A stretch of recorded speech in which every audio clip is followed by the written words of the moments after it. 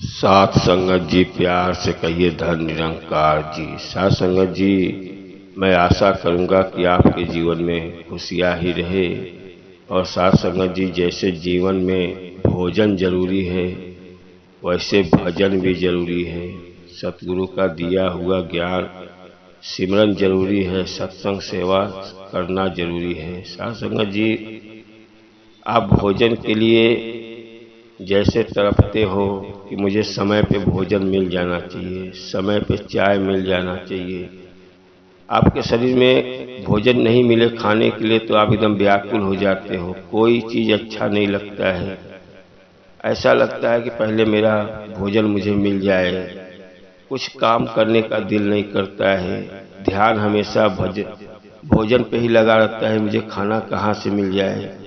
और घर में चिल्लम चाली करने लगते हो, मुझे समय पे खाना चाहिए, मुझे भूख लगता है, शरीर तड़पने लगता है। साथ संगत जी, वैसे ही जैसे शरीर भोजन के लिए तड़पता है वैसे आप सिमरन के लिए तड़पो, सत्संग सेवा जाने के लिए तड़पो कि जितना गुरु का ज्ञान दिया हुआ है आपको सिमरन करने से आपका सब दुख कट जाता है। गुरु के द्वारा ही आपको परमात्मा की भी प्राप्ति होती है। जैसे भोजन के लिए तड़पते हो वैसे ही सिमरन के लिए तड़पो।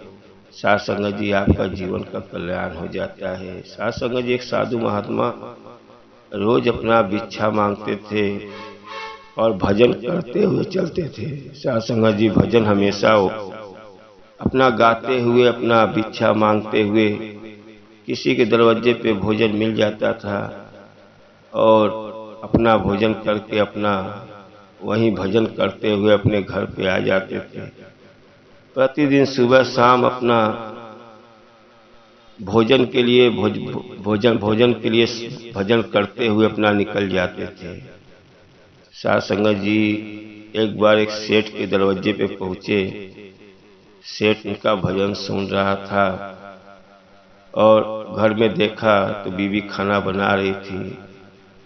साथ संगत जी, अब अपना सेठ अपना काम करने लगा और साधु महात्मा अपना भजन गा रहे हैं।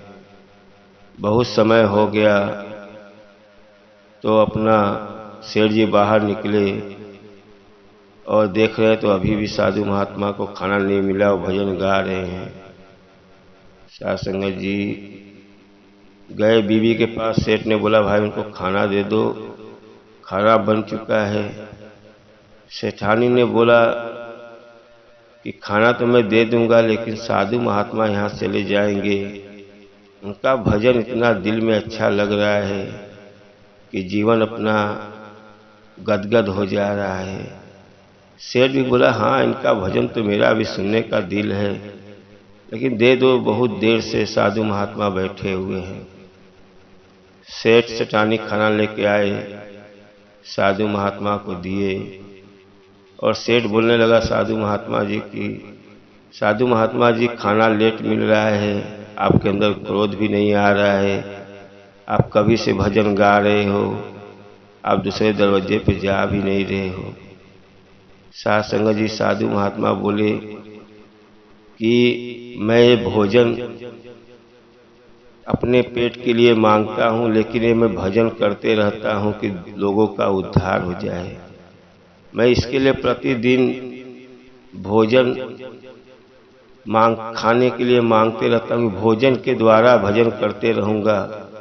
इसके लिए दोनों के लिए तड़पता हूँ कि हमारे अंदर से भजन भी होए और भोजन से ही भजन मेरा होगा।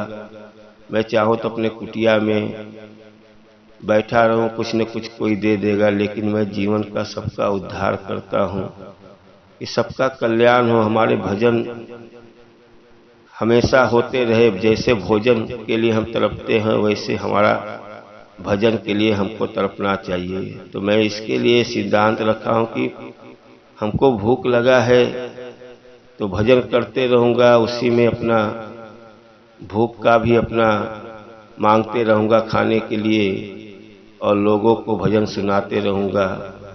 ध्यान अपना भजन और भोजन पे लगा रहता है। साथ संगत जी, जैसे हम भोजन नहीं पाए, शरीर में कितनी आपके अंदर से क्या क्या भावना उठती है कि भजन हमको भोजन मिलना चाहिए। तो साध संगत जी समय निकाल के गुरु का दिया हुआ सत्संग सेवा सिमरन करते रहो। ये आपका जीवन का भोजन है। आप जो भोजन करते हो आपका वो अंदर आपका भूख मिट जाता है, लेकिन ये आत्मा का भोजन है, आत्मा का कल्याण होता है। साध संगत जी सेवा सत्संग सिमरन करने से आपके आत्मा का ही खुराक है, ये आपके आत्मा का कल्याण होता है।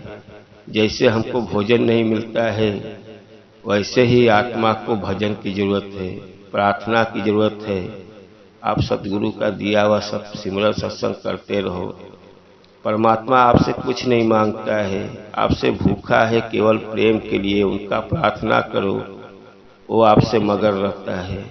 साध संगत जी दास तो बस एक छोटी सी बात कर रहा है जीवन में, जैसे भोजन चाहिए वैसे सदगुरु का दिया हुआ सिमरन अपना जहाँ से हम प्रार्थना करते हैं, हम जहाँ से आए हैं, हमारा प्रार्थना परमात्मा तक जाता है, परमात्मा भी खुश होता है। साध संगत जी दास से कोई गलती हो क्षमा करना और प्यार से करना। धन निरंकार जी।